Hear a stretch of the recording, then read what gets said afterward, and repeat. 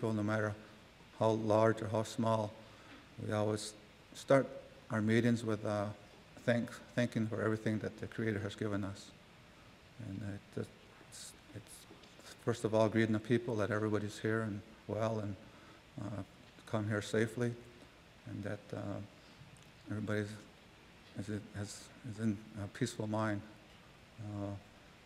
And we thank the Mother Earth for all the things that she's doing and that she's still doing, her duties that's been given to her, and all the things that's on Mother Earth, all the plants, the animals, the birds, the waters, all the things that we have planted, the medicines. We give all thanks and acknowledge all those that's been just set down here for us to use, and to use in a good way, and to respect those things and appreciate those things that has been given to us. And so then we thank the things that have, in the sky world. We thank the thunders, which bring the rains and wash the earth. We thank the sun, which brings the warmth and the light to the earth. The moon, who has her duties of regulating the cycle for the women and bringing children.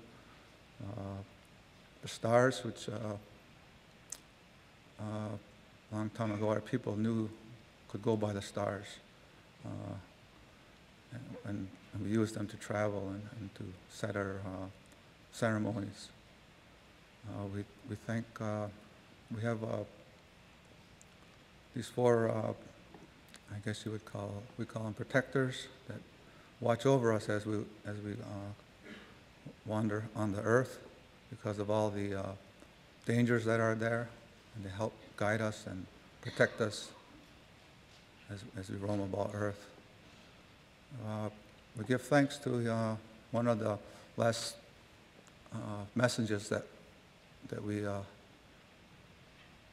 received, that has enabled us to continue with our ceremonies and live in these two worlds.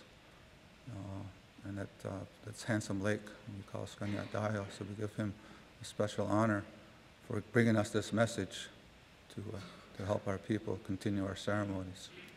And I end up with giving thanks to the Creator for all the things that He's given us, and that He still loves us, and He still sends His love to us. So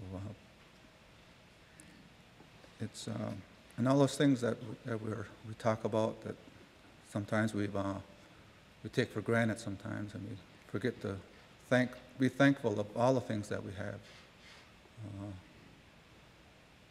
especially with the things that's been given to us to survive, but also we can't forget our families and the people and the friends that we have around us, and the people we're involved with every day, to help one another, get along with one another. And I think that's what's been told to us by our leaders. Our messages was all about getting along with one another and respecting one another. Thank you.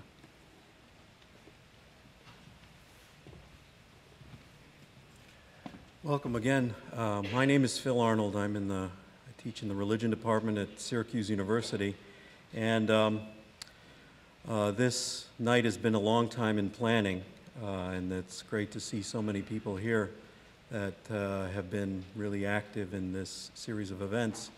I just want to do a short introduction to why why various groups at Syracuse, around Syracuse, wanted this series of events to happen. It's really to bring together the greater Syracuse community with the Onondaga Nation to foster some kind of intercultural learning and understanding in light of recent events. It's important also to mention that of the, 550 some native nations throughout North America, only 3 are still governed by their ancient ceremonial processes, and one of those is the Onondaga Nation. And It's not often that people get to acknowledge that.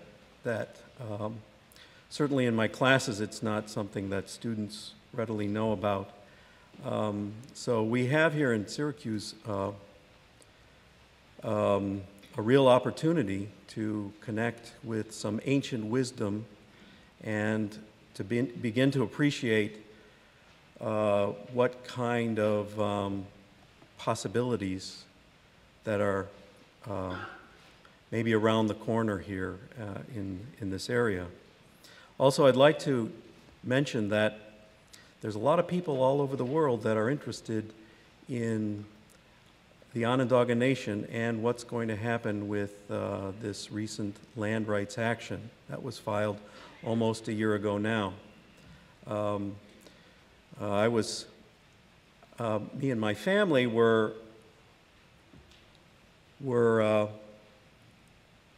we had the opportunity to accompany a delegation from the Onondaga Nation to Japan.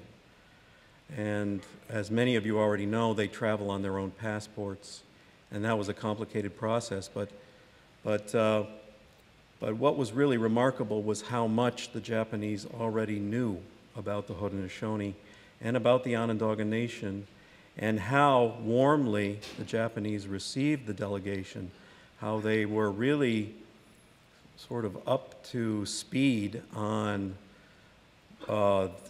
things like we'll be talking about, like the relationship between the Haudenosaunee and the women's rights movement, and the relationship between the Haudenosaunee and the development of democracy. So much so that this last August, a Japanese delegation came back here to Syracuse to meet with the Onondaga Nation to acknowledge what they saw as the indigenous root of their own democratic system. So those kinds of things are not, part of the workaday world, and I just wanted to mention them as a way of introducing the series. Something else, too, in general,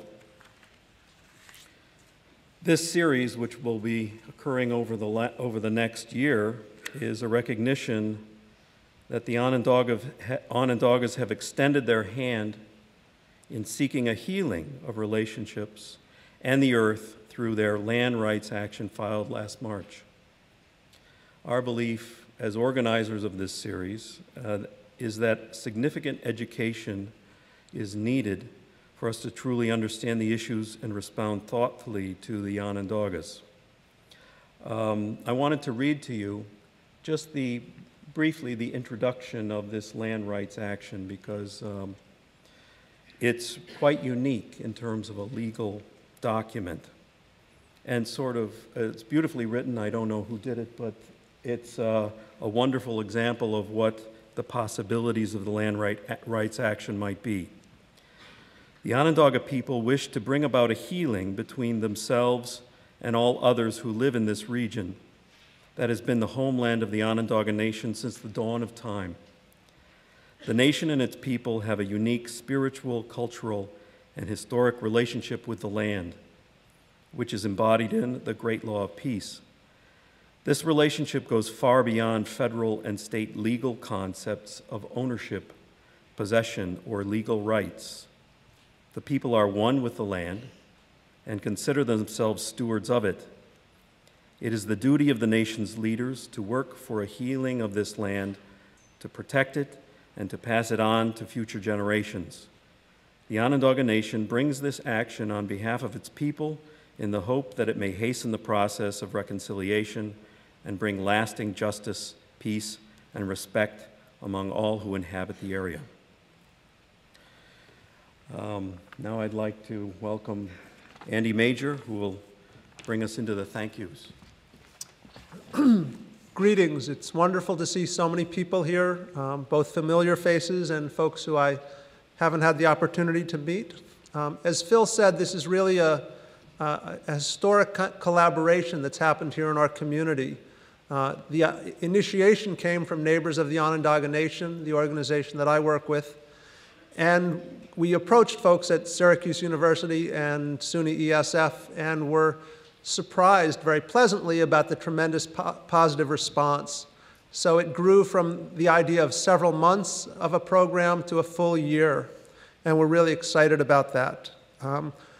All of the sponsors of this series are listed in your program, and there's too many for us to take the time to read them now, so I won't bother. But I do want to provide special thanks to the Student Environmental Action Coalition and Native American students at Syracuse who've played a particular role in organizing this first program. In addition, we thought it was important to acknowledge the other folks who were involved in the organizing committee along with Phil and I'd like those folks to stand when I read your names, please. Linda Alkoff from Women's Studies, Sandra Barrett, University College, Nick Kavanaugh, Student Environmental Action Coalition, Rachel Hall from the Department of Communications and Rhetorical Studies, Regina Jones from the Office of Multicultural Affairs, Richard Loader from Native American Studies, and Jack Mano from ESF. So thank you to all of them. We've been working together since the summer to pull this series together.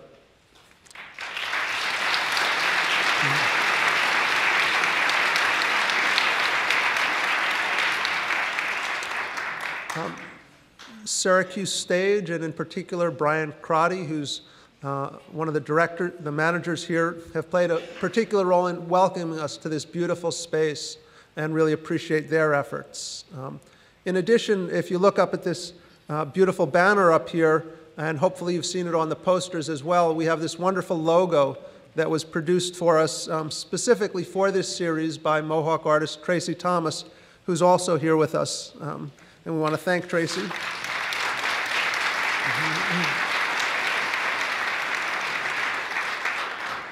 And Sid and Audrey may talk more about some of these things, but the two-row wampum belt, which flows across the southern part of New York State, is really a critical part of understanding the kind of relationship that was originally established between the Haudenosaunee and Europeans who came to these shores.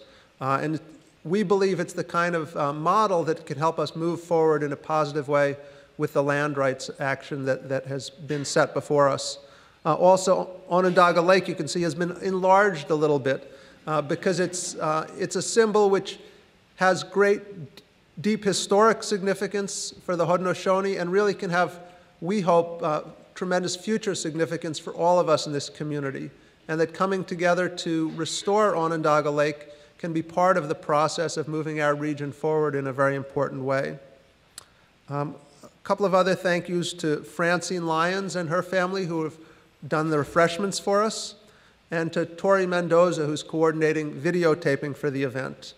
We haven't completely figured it out, but there will be DVDs and videos available at some point. So when you come back to the second, well, I don't know if we'll have, by the second series, program in the series, we'll be able to give you a little more specifics about that.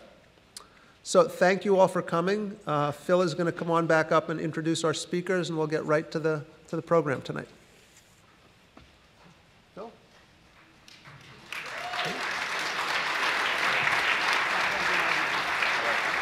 Sid's going to bring you up. Okay, great. So we're through the introductions. Tonight's speakers, there's an introduction to them in your program. If you didn't get one, there's some more outside. Audrey Shenandoah is a clan mother in the Onondaga Nation, and yeah. You're barely audible.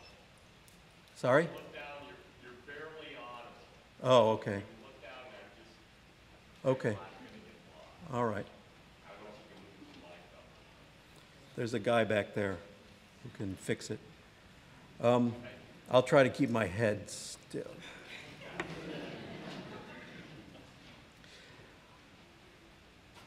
Audrey Shenandoah is a clan mother at the Onondaga Nation, and she's a world-renowned speaker. She's spoken at the UN. She's traveled with the Dalai Lama. She has a wonderful global perspective as well as local commitment to the area. The Tadadao Sid Hill is also well known to many of you, and I'll just let them take it away.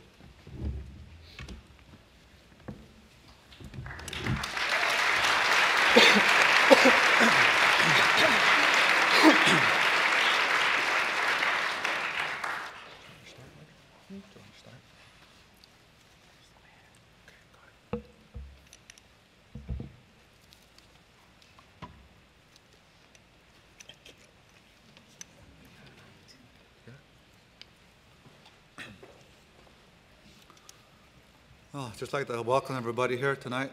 We seem to have a good crowd here, and good to see everybody. Get out of the cold here a little bit. We talking about the land rights action, and how we're ever since I was a child, I've always heard about our leaders and my family and everybody in the community about filing the land rights, and we've always heard about lease on Syracuse and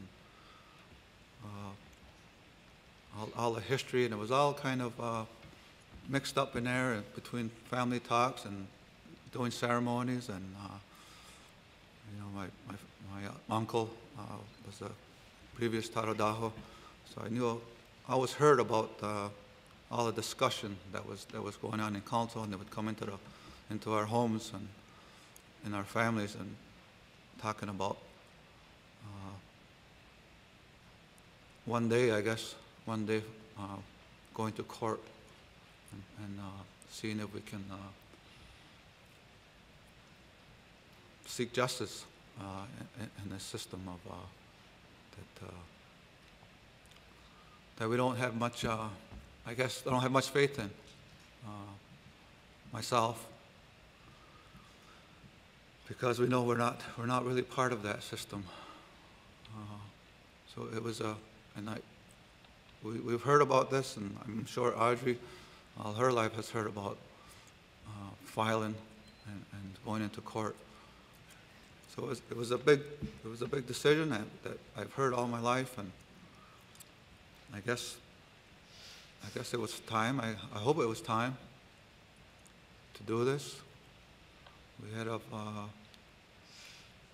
think some of the things that pushed us or kind of persuaded us to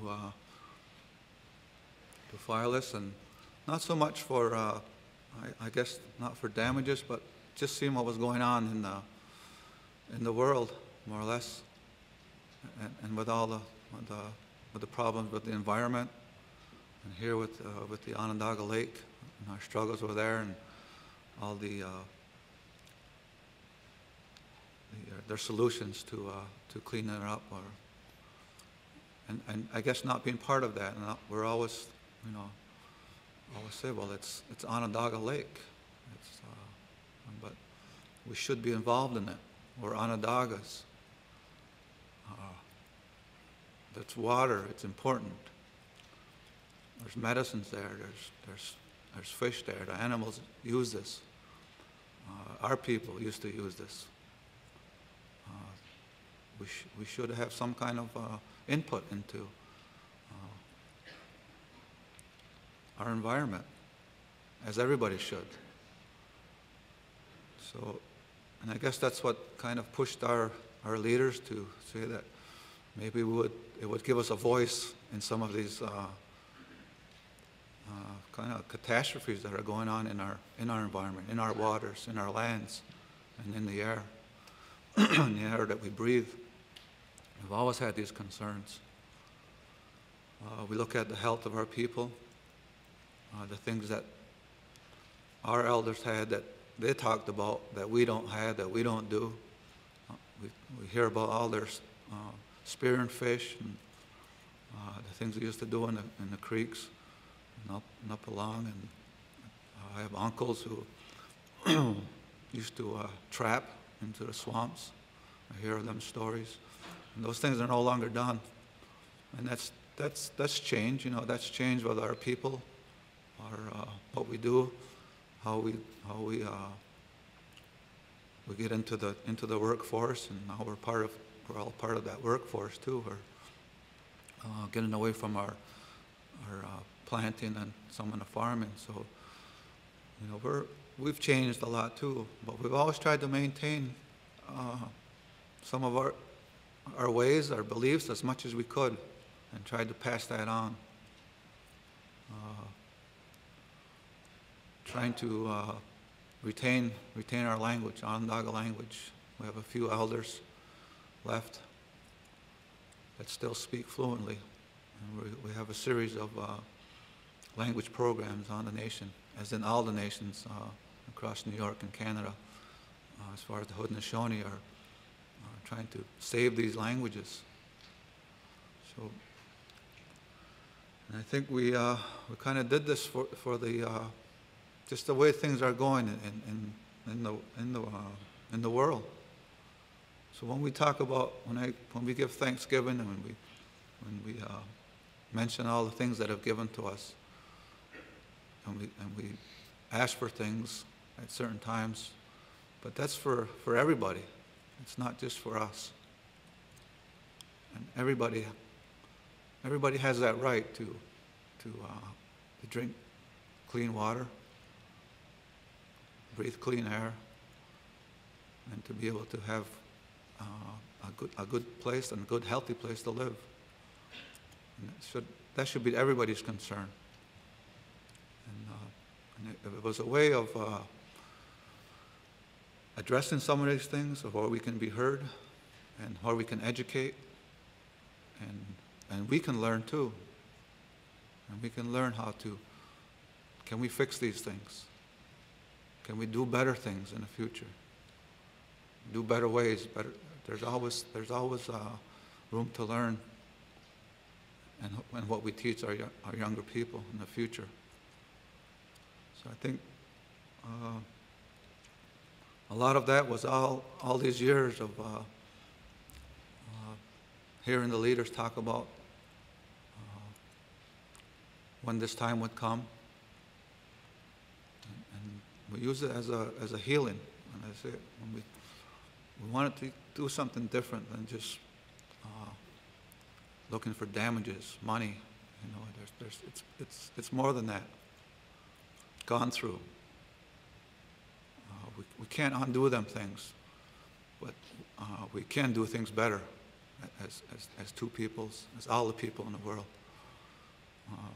And this is just a small part of this Turtle Island and the whole world. And if we can educate and start maybe change the minds of this small area here, then I think it's worth it to try and do that. How successful we are is all depends on everybody, not just we don't put it all on one person, but we all have to start doing things differently and thinking about things differently. What's important? What's the future going to be? So as a chief, given that duty to look out for those what we call the faces that are still beneath the ground, and that's the future and the children. But I'd just like to let's hand over to Audrey a little bit and have her say a little bit about. Now, Ahaskan, I would like to go back to the opening here of this meeting, and it tells me that we have come a long way in this educating one another and sharing with one another, in the acknowledgement at this time of this meeting tonight that we would have first the opening given by our leadership in our customary, traditional way, which has been handed down to us from generations, we don't know how many. So I'm very thankful for those of our friends and our relatives who have been working side by side with us for quite a number of years now, that they have come to understand that much of us, that this is how our people would begin a gathering. They know just by our dealings together that this is first whenever our people gather. And so I have to give thanks for all those people who have worked so hard by our sides to bring about an understanding, of the why for all of this claim, the why for all of these meetings that are going to be coming about with many other speakers, touching on different areas that I'm sure everyone has questions about, and some may know a little bit more about than others. But to me, personally, that is a big step to know and find out that our friends, our relatives, the people who have been working with us, acknowledge that this is the way we would begin a gathering of people. So thank you again for all those who have put their efforts into this meeting.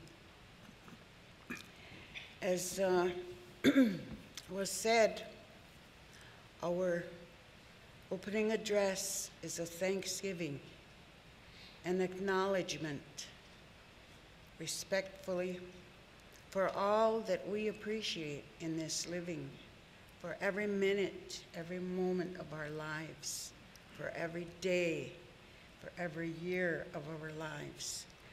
And when we think of it day by day or moment by moment, sometimes we have more than one meeting or gathering during a day, during a single day.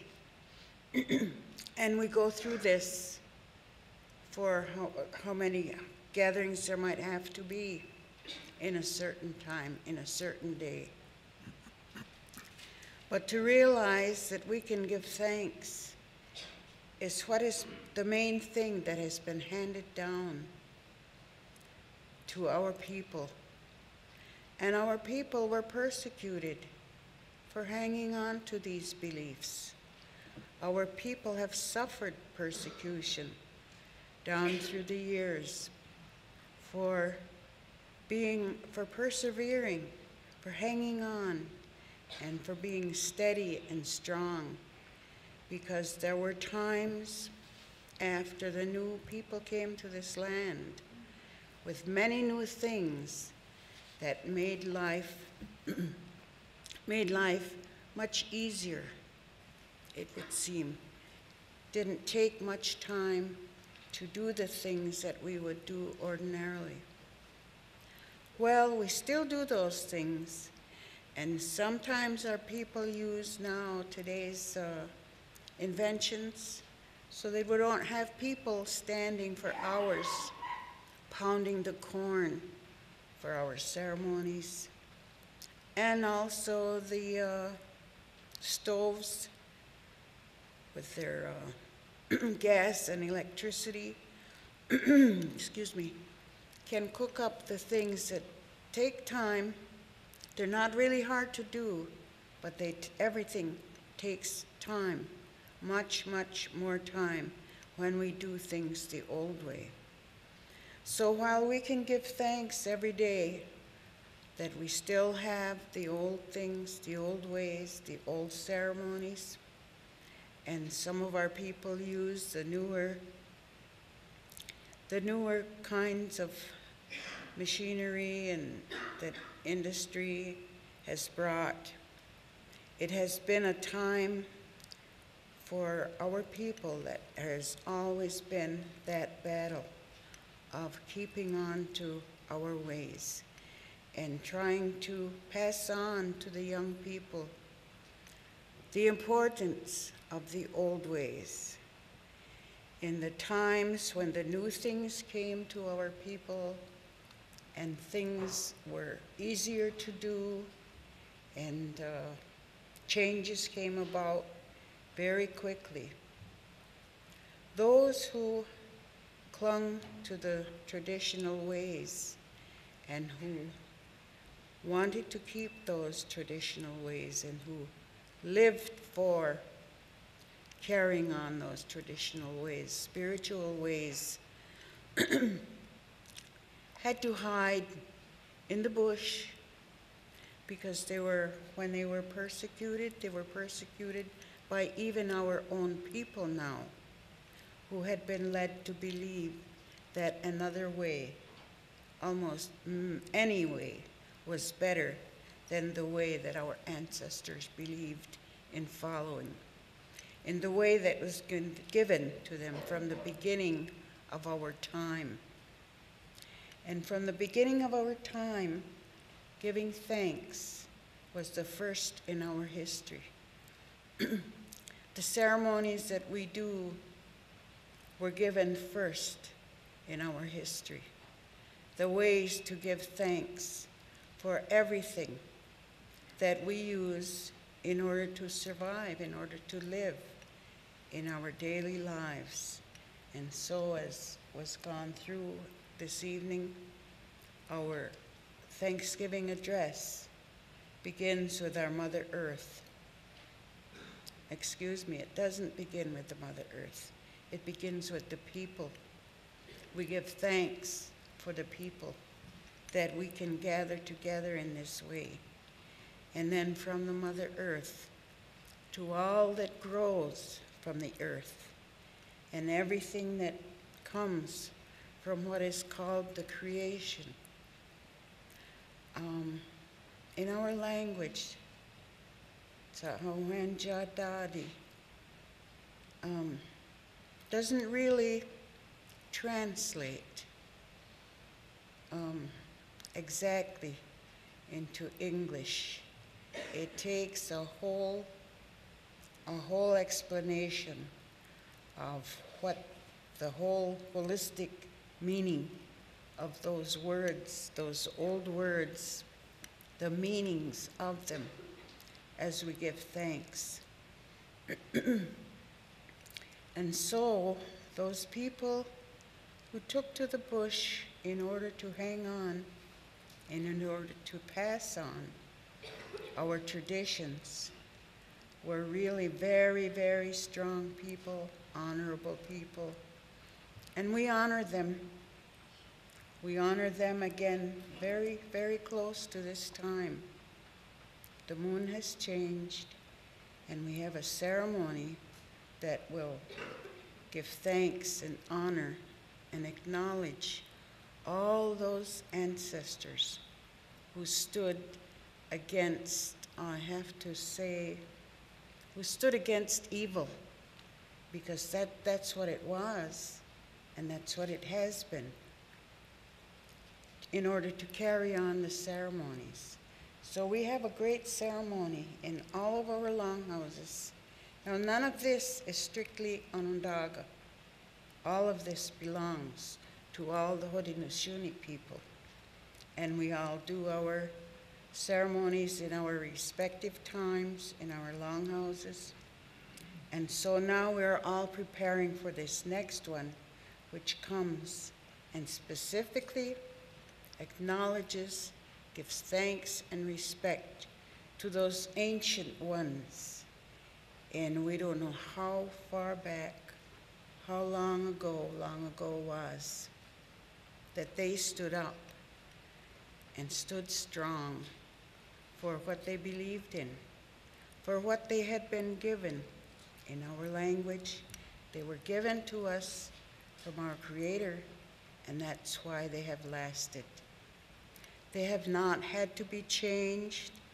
They have not had to go through a lot of renovation to suit the times that we are living, but we are supposed to be strong enough, have learned that discipline to be able to change whatever it is we are involved in at the time in order to excuse me, in order to go by that old way.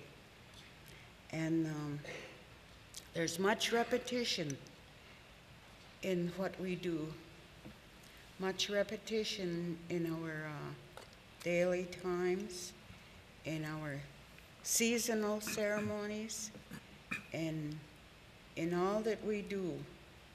And that repetition is intentional.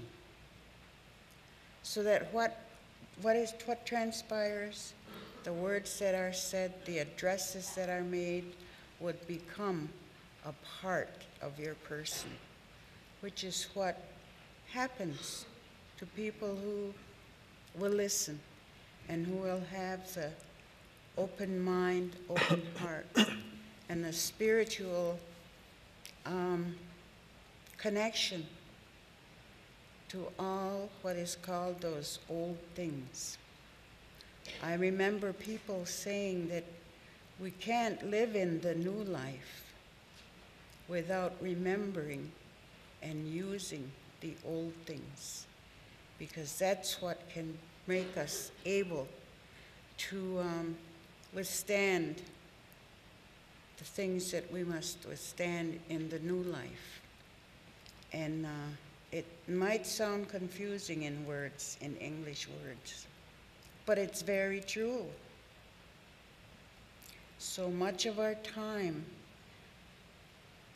our times within our own nation, when we have had to rely, and we still do, rely on those old ways, rely on those ancients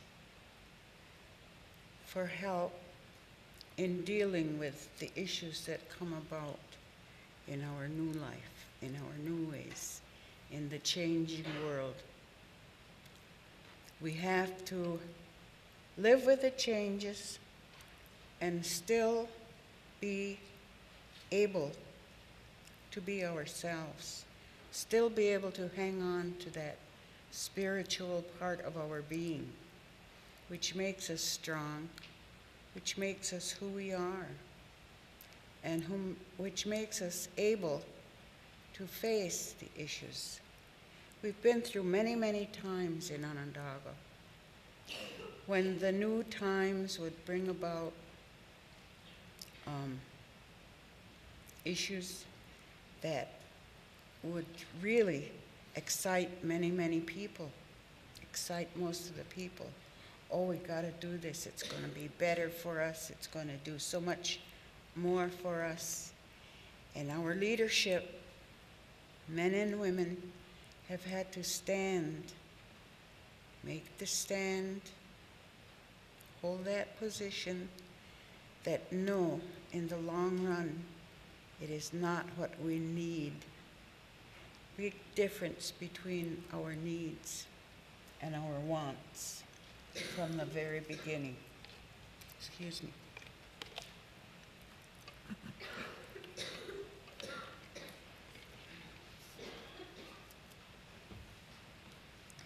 So the needs and wants of every people are the very same.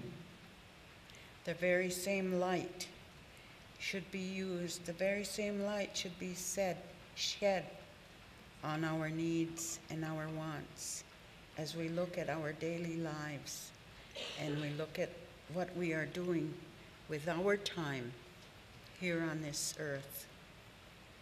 So we are very thankful for the, I'll call them noon, people who have come for quite a number of years now to our side in our difficult times. And they have been able, the majority of them, to catch on and to understand that spiritual side of ourselves that takes the positions that we must take on the issues in this changing world. So this land rights, the claim, I have heard about, I'll say 70 years, because as soon as I could begin to comprehend what I was hearing, what people were talking about. This was in their talk. This was in their discussions, that so much of this land would someday, and the waters and the hills would someday be, justice would come about, and the lands would be dealt with in a fair and just way.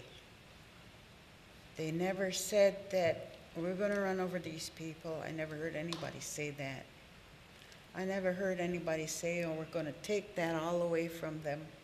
I never heard that either in all of my life. At least not from the people that I was listening to. There are people who are out for that other side of the other kinds of gains in their claims. But I never heard that. I have heard our people discussing since I was very little, all my growing years. They had different times when they would raise money. And raising money in those times was a pretty big job. They would cook and make food and sell food and meat, and put a couple pennies in when they would meet, trying to make enough money to make this claim, land claim that was. And there have been times when they came pretty close to talking like they were ready to settle a claim for certain amounts of money. Now this is Haudenosaunee I'm talking about. They were working toward a claim. And but there were always, and I can remember one chief especially, and his voice would just boom inside that little longhouse. And he would say, no, we cannot do this. And he wouldn't let them think of it as any other way than selling the land, selling out their rights to the land. And I can remember the time when the lawyer was there and his secretary and a couple of other people who were very much interested in the claim. But I can remember that they were not actually involved in it at that time.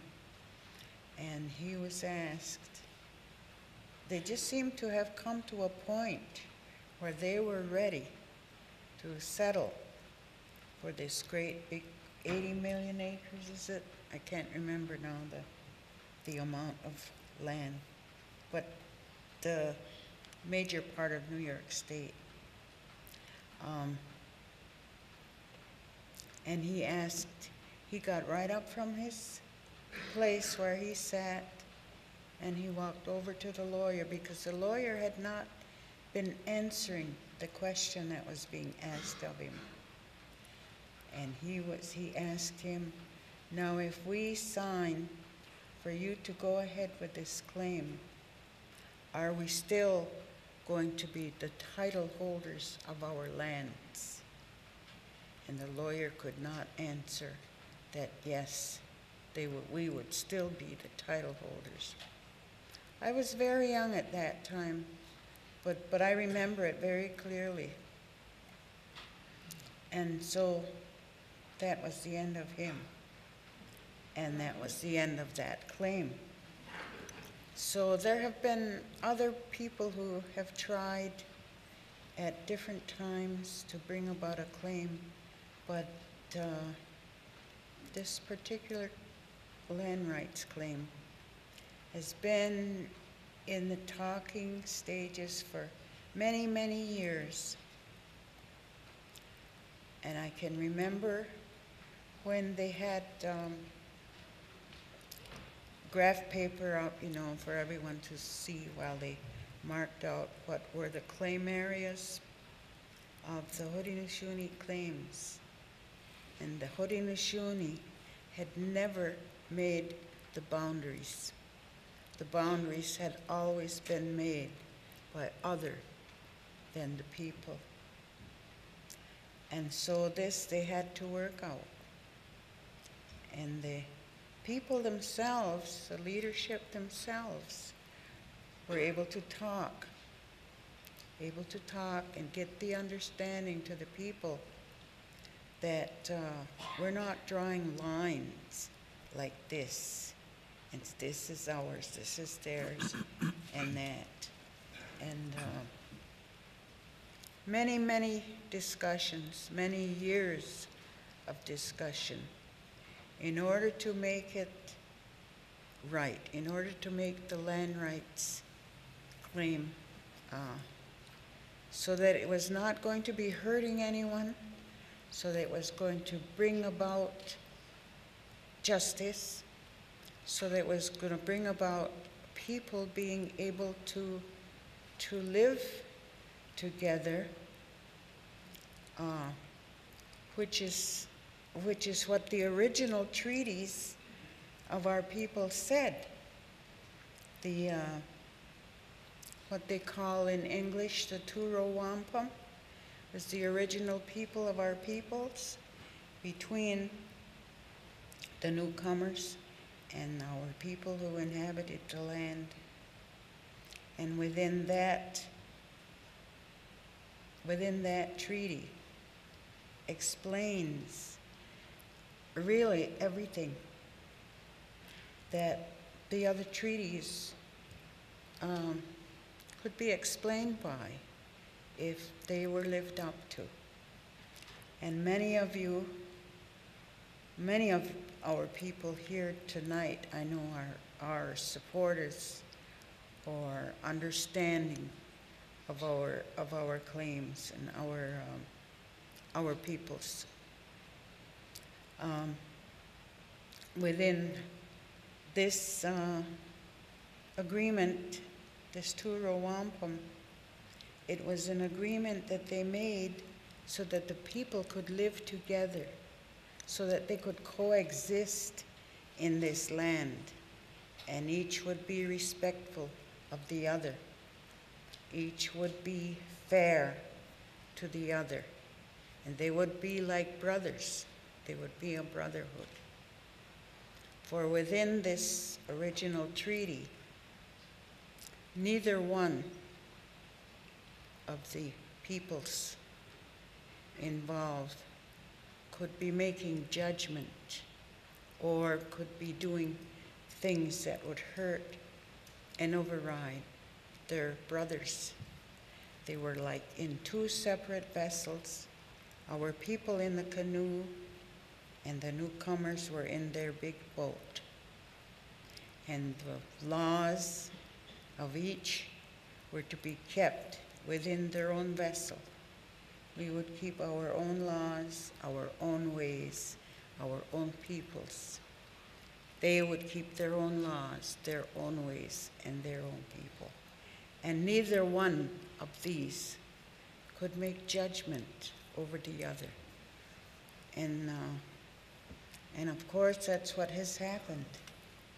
That law has, that treaty, that original treaty, has been in most places just ignored, overlooked.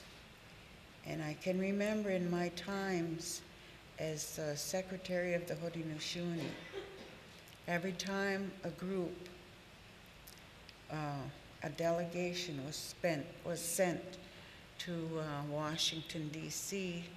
to talk to congressmen and those in power down there. This Turo Wampum was taken and it was explained to them. Of course, every time a new voting time came about, many of those people were unseated and new ones came in. So the next time our people went down to try to resolve an issue, again, the whole thing had to be repeated. And it was just something that they never bothered to research, to investigate, to find out about, to learn about it, to understand it. So that makes a very, very challenging time for our people for all time, because that is not abiding by the original treaty. Now, in our claim, our land rights claim, we have no intention of causing harm or pain to another people, like our people have suffered in the past. That would not be right. And what would be right in the eyes of our Creator has been kept in mind as these discussions have been going on through the years. And actually, it's justice that we are seeking. Justice for the whole creation, for the animal life. Their habitat are being destroyed unmercifully, for the bird life, for plant life, for the woodlands, everything that we give thanks for in our opening address and our closing address, are very seriously thought of and considered as we talked or discussed these treaties. The feelings, the spiritual connections have all been utilized in building this land rights action. And as I said, it's been many, many years in the making, and the feeling is that it was just about time before all of creation goes into oblivion or extinction. Because whatever befalls the rest of the creation is going to befall the human also. We're told in our way that in this cycle of the great creation, every bit of that creation gives and gives and gives continually. And we are in that cycle. We are one of them. And we are the only component of that great cycle who are taking and taking and taking. So we must give thanks. That is what our mandate is, to be thankful, to acknowledge all the rest of that cycle, and to give back our thanks, to give back our acknowledgement means that we would treat them right, that we would treat them well, that we would treat ourselves as well. So it's a great big spiritual connection that goes on within the creation that we have put into the thoughts, into the discussions of this land rights action. And we don't want to feel that we are going to be depriving any other living thing, any people, or any of the other inhabitants of this creation, that we are actually responsible for keeping, for taking care of.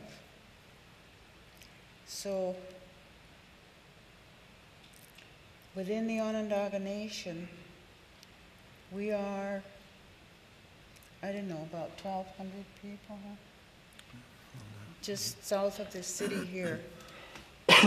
And we have historically, you have probably read it, the Onondagas have been historically the least aggressive,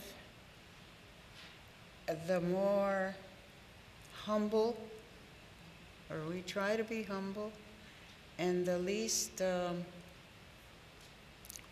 prone to advancing onto all the new things that come about in the industrial world or in this world of technology now. And the reasons for it is within our ceremonies. Remind us, like the opening address, reminds us of what our relationship should be to all of these other components of the creation that we live off of. So all of that has come into the discussions. All of that has played a major role, a major part of the discussions of our people. And I started to say we are about roughly 1,200 people in our community. And I would say that more than half of our people adhere still to our traditional way, to our longhouse way. We have within our community 5 Christian churches, and we have those who come into the city for their denomination doesn't have a mission on our land. So of those, the other nearly half, I can't say thirds or fourths because it's no straight line. People who attend those Christian churches at the same time attend our traditional ways. They acknowledge and they respect the leadership. They know who the leadership of our nation are and have been continually. And they realize, even though individuals choose to seek personal gain, that happens all over. That's humanity, I guess. The majority of our people at Onondaga look to our traditional leadership and our traditional ways, our ceremonies. Some of the most remote families that you would think send their children, and their children have brought their grandparents. And even just for the need when they grow up out of their childhood to have a name, because they were never given a name, which is done in our traditional way. Babies are given their names, and everyone should have one.